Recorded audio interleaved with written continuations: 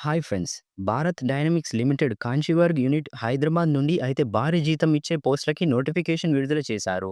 Friends notification 24 November 2025 రోజున release చేశారు.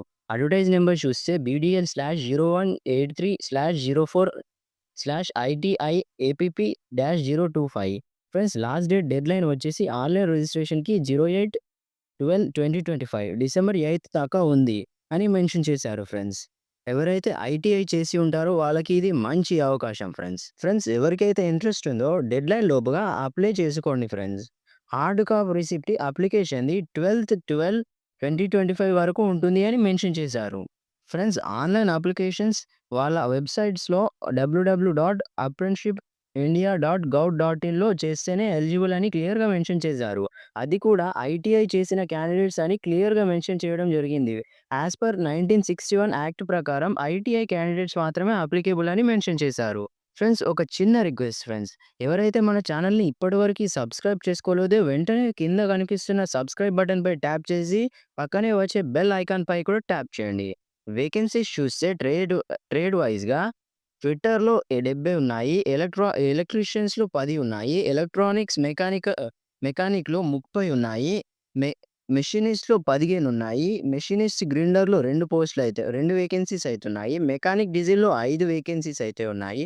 Mechanic are and ఏసీలో 5 వేకెన్సీస్ ఉన్నాయి. టర్నర్‌లో 15 వేకెన్సీస్ అయితే ఉన్నాయి. వెల్డర్‌లో 4 వేకెన్సీస్ అయితే కేటాయించారు ఫ్రెండ్స్. మొత్తం వేకెన్సీస్ చూస్తే 156 వేకెన్సీస్‌తో అయితే ఈ నోటిఫికేషన్ విడుదల చేశారు friends. Both male and female ఇద్దరు కూడా అప్లై చేసుకోవచ్చు. క్వాలిఫికేషన్స్ చూస్తే 10థ్ పాస్ ప్లస్ ఐటీఐ చేసి ఉండాలి అని క్లియర్‌గా మెన్షన్ చేశారు ఫ్రెండ్స్. ఏజ్ లిమిట్ చూస్తే 14 సంవత్సరాల నుండి 30 సంవత్సరాల మధ్య ఉన్నవారు అయితే అప్లై చేసుకోవచ్చు. యాస్ పర్ డిసెంబర్ 8, 2025 లోపు 14 సంవత్సరాలు అయితే క్రాస్ అవ్వాలి.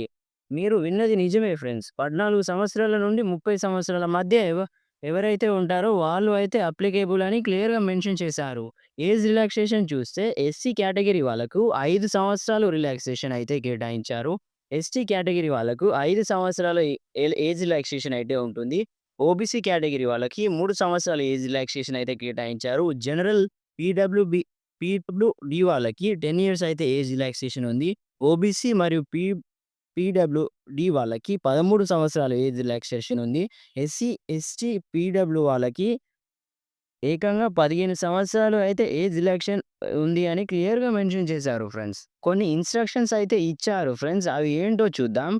క్యాండిడేట్స్ వాళ్ళ ఆన్‌లైన్ పోర్టల్‌లోనే అప్రెంటిస్‌షిప్ ఇండియా .gov.inలో క్యాండిడేట్స్ రిజిస్ట్రేషన్‌ని అప్లై చేసుకోవాలని క్లియర్‌గా మెన్షన్ చేశారు ఫ్రెండ్స్.